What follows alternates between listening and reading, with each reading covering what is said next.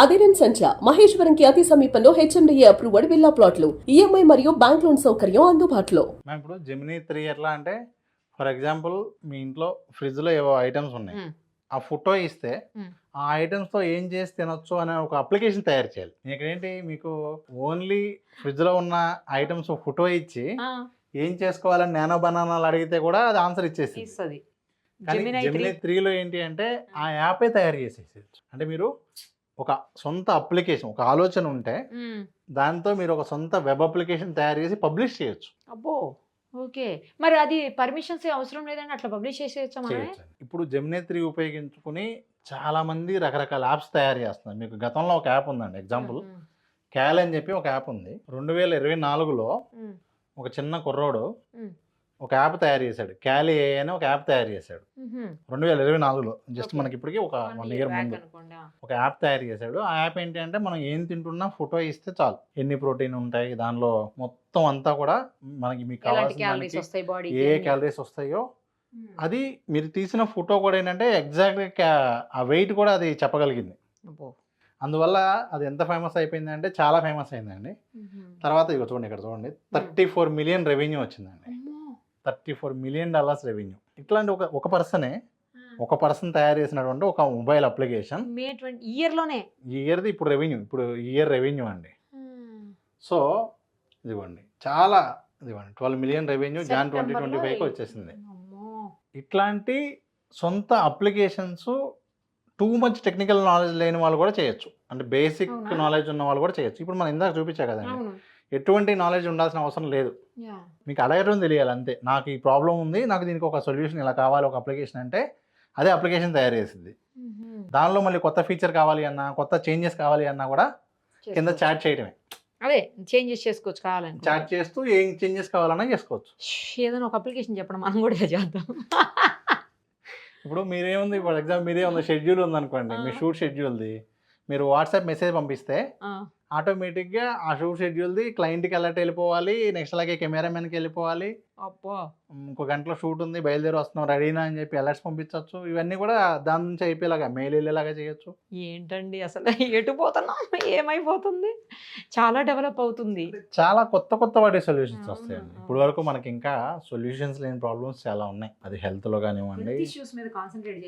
కానివ్వండి, మిగిలిన వాటిలో కానివ్వండి. కానీ మన జనాలు వచ్చేసరికి దాన్ని మిస్యూజ్ చేసేది ఎక్కువ ఉంటుంది. కరెక్ట్ మీరు అన్నది, మంచి కంటే చెడుకే ఎక్కువ. మొన్న మధ్య కూడా ఒక అబ్బాయి డీప్ ఫేక్ చేస్తాం, ఇది గూగుల్ జెమినీ వాడి టైగర్ వచ్చింది మా కాలనీలోకి అని చెప్పి ఫోటో తీసి పెట్టాడు, అరెస్ట్ చేశారు.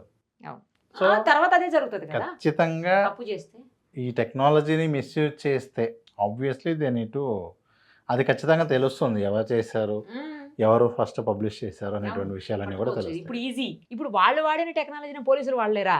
ఇంకా అడ్వాన్స్డ్ వాడతారు పోలీసులు. క్లింగ్ O1 అంటే ఏంటండి, ఇదేంటి కొత్త ఫీచర్ మళ్ళీ? అంటే ఇప్పుడు ఇందాక మీరు నానో బనానా చూసారు, సేమ్ అదే విధంగా ఇది వీడియోస్ కి నానో బనానా. ఇది ఓన్లీ వీడియోస్ కా? వీడియోస్. ఇక్కడ ఫొటోస్, పిక్స్ అట్లాంటిది కుదరదు. ఫొటోస్ కూడా చేయొచ్చు, కానీ ఫొటోస్ లో చెయ్యలేనిది ఏంటంటే, ఇప్పుడు బేసిక్ ఇక్కడ మీకు ఒక ఎగ్జాంపుల్ చూపిస్తాను చూడండి. ఇప్పుడు ఈ వీడియో చూడండి, ఈ వీడియో లైటింగ్ మార్చాలి, ఆల్రెడీ అయిపోయిన వీడియో ఇదిగోండి, జస్ట్ మనం ప్రాంప్ట్ ఇస్తే చాలు, మీకు ఏ లైటింగ్ కావాలంటే ఆ సినిమాటిక్ లైటింగ్ వచ్చేస్తుంది. చూడండి, అంటే ఇక కెమెరామెన్ ఎవరైతే ఉంటారో ఈ షాట్ కోసం చాలా కష్టపడాలి. ఇప్పుడు చూడండి, మామూలుగా తీయాలంటే అది అక్కడ కూడా అదే చూస్తుంది. రీఫ్రేమ్ కంపోజిషన్, ఈ వీడియోలో ఈ పార్ట్ వరకే హైలైట్ చేయమంటే ఆ పార్ట్ వరకే హైలైట్ చేసి వస్తుంది. అంటే ఒక వీడియోలో మనం ఏ పార్ట్ కావాలంటే ఆ పార్ట్ వరకే మళ్ళీ మనం వీడియో క్లిప్ వచ్చేలాగా చేసుకోవచ్చు.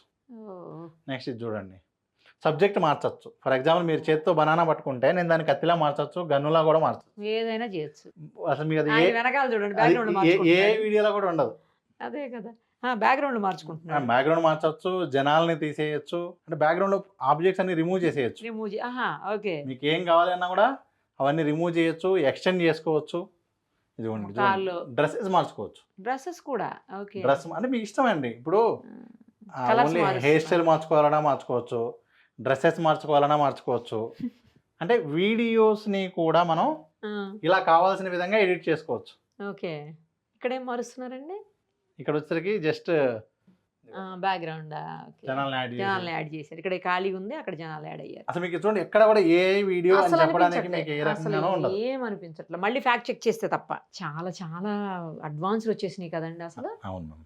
అంటే ఇంకా ఇవన్నీ కూడా ఇంకా తక్కువ, ఇంకా ఇంకా మంచి మంచివి వస్తాయా? చాలా బాగా వస్తాయి. మరి దీనికి అంతం లేదా? అట్లే ఆగదిక రకరకాలు వస్తూనే ఉంటాయి, వస్తూనే ఇప్పటికప్పుడు ఉంటాయి. అప్డేట్ అవుతూనే ఉంటాయి. ఇంకా ఒక పాయింట్కి వెళ్ళాక ఇప్పుడు నాకు ఏంటంటే మనకి ఏఐకి సంబంధించినటువంటి అప్డేషను కానివ్వండి, నాలెడ్జ్ కానివ్వండి, కొంత హ్యూమన్ డిపెండెన్సీ ఉంది.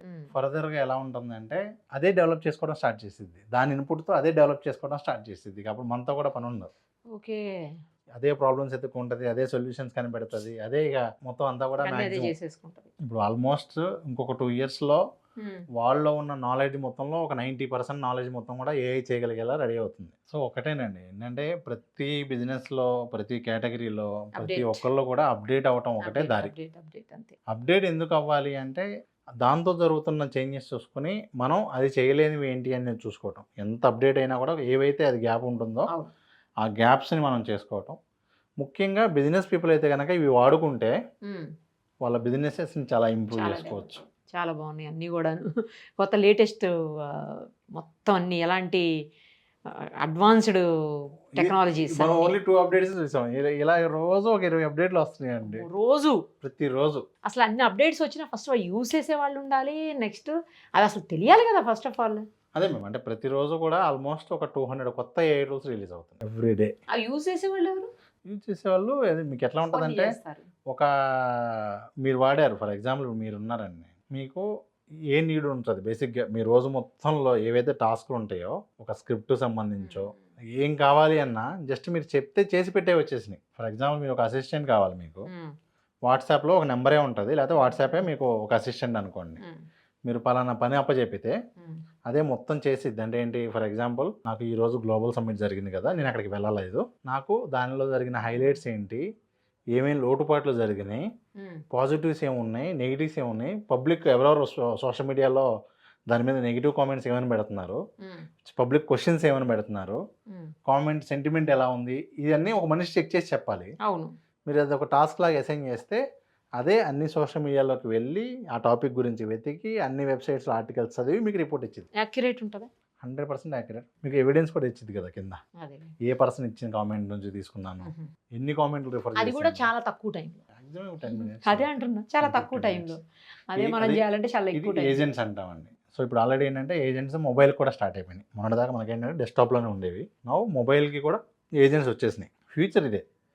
ఫ్యూచర్ ఏంటి అంటే ప్రతి ఒక్కరికి ఒక అసిస్టెంట్ ఉంటుంది, కొన్ని ఏజెంట్స్ ఉంటాయి. ప్రతి బిజినెస్కి, ప్రతి పర్సన్కి కూడా, ప్రతి స్టూడెంట్కి తనకి హెల్ప్ చేసే ఏజెంట్స్ కొన్ని ఉంటాయి. తనకి టీచ్ చేస్తాయి, తనకి గైడ్ చేస్తాయి, తనకున్న క్వశ్చన్స్ని క్లియర్ చేస్తాయి. ఇది వరమా శాపమా అంటే ఇప్పుడు రెండు చాలామంది పిల్లలు విలేజెస్లో సబ్జెక్ట్లోనూ దేనిలోనో డౌట్లు ఉండి సరైన వాళ్ళని అడగలేక ఉండేవాళ్ళు చాలామంది ఉంటారు. ఇప్పుడు ఇది అనుకోండి, ఏదైనా సబ్జెక్ట్ని గేమిఫై చేసి అతనికి ఏ స్పైడర్ మ్యాన్ అంటే ఇష్టం అంటే స్పైడర్ మ్యాన్ని లింక్ చేసి స్టోరీ చెప్పిద్ది, మొత్తం ఆ సబ్జెక్ట్ మొత్తాన్ని అది అలాగే టీచ్ చేసిద్ది, ఒక చిన్న సినిమా లాగానో చిన్న దీనిలాగానో. సో పాజిటివ్ అయితే ఇలా ఉంటాయి. నెగిటివ్ ఏంటి అంటే ఇక హోంవర్క్ తప్పించుకోవడానికి, ఇక లేదంటే ఇక ఎగ్జామ్ పేపరు మనం ఈజీగా ఎలా పాస్ అవుదామని ఇలా వాడేవాళ్ళు కొంతమంది ఉంటారు. నైస్ అండి, థ్యాంక్ యూ. చాలా లేటెస్ట్ అడ్వాన్స్డ్ డెవలప్మెంట్స్ అన్నీ చెప్పారు. Thank you so much. Thank you. మరిన్ని అప్డేట్స్ కోసం నిరుపమ సుమన్ టీవీ ఇన్స్టా పేజ్ని ఫాలో చేయండి. సుమన్ టీవీలో మీ పర్సనల్ అండ్ బిజినెస్ ప్రమోషన్స్ కోసం కింది నెంబర్కి కాంటాక్ట్ చేయండి.